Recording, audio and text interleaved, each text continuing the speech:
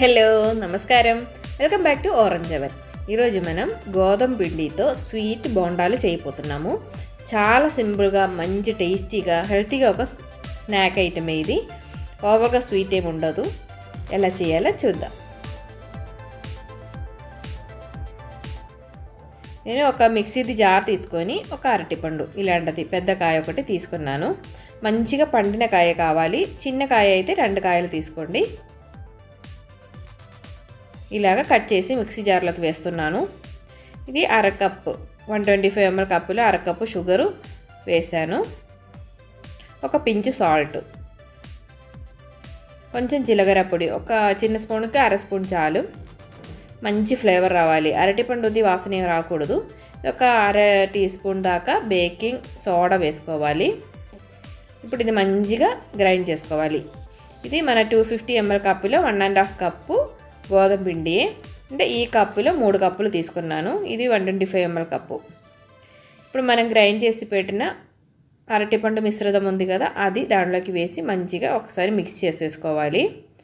Mix చేసిన తర్వాత కొంచెం కొంచెం వాటర్ పోసుకుంటాం.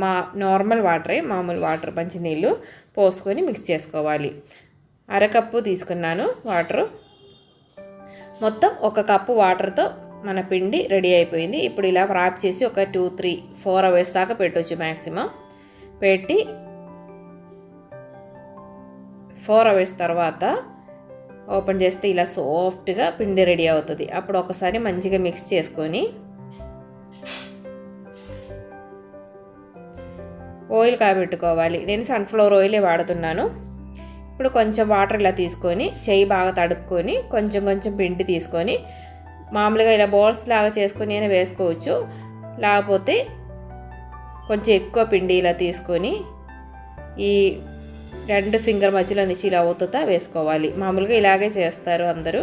మామూలుగా మనకి ఇలా రావట్లేదు అని అనుకుంటే చిన్న చిన్న బాల్స్ లాగా వేసుకొని మీడియం ఫ్లేమ్లో పెట్టుకొని ఫ్రై చేసుకోవాలి. హై ఫ్లేమ్ మీద పెట్టుకోకూడదు.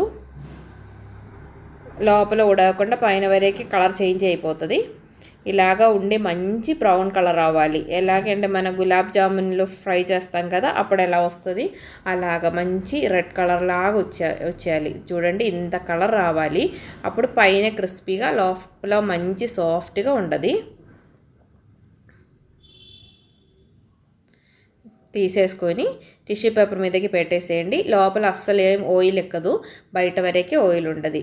ఇలాగా మొత్తం ఫ్రై చేసుకొని తీసేసుకోండి. ఇలాగే మనం మొత్తం రెడీ చేసేయాలి.